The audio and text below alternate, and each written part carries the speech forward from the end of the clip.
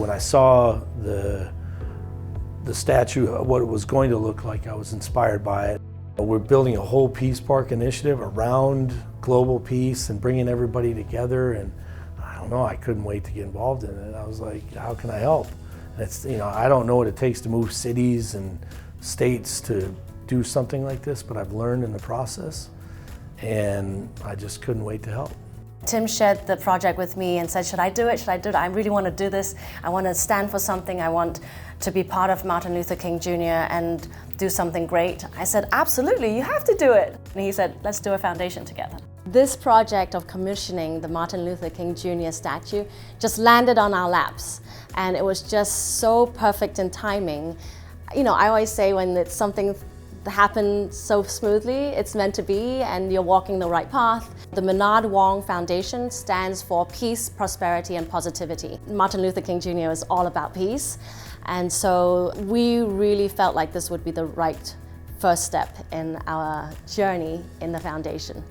This piece, I think, is going to be exceptional and raise, I hope, all of our levels of expectation as well as inspiration. His last public sentence was, "Mine eyes have seen the glory of the coming of the Lord."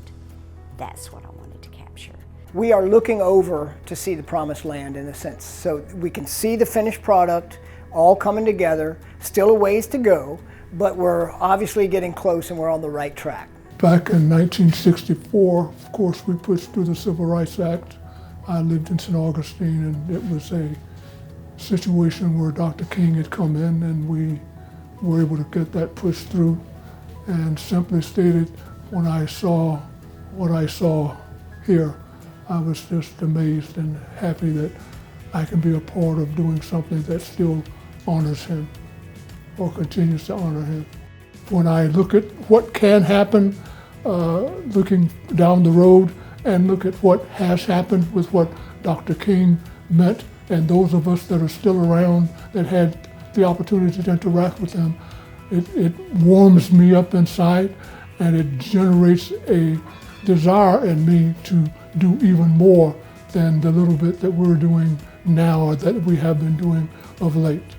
I'm sure if Martin Luther King Jr. is looking down at me right now, he would be proud that I am standing for what he believes in, and also raising capital, finding donors, commissioning the statue to continue this peace movement that he so just genuinely speaks from his heart and so wants to continue seeing in our lifetime.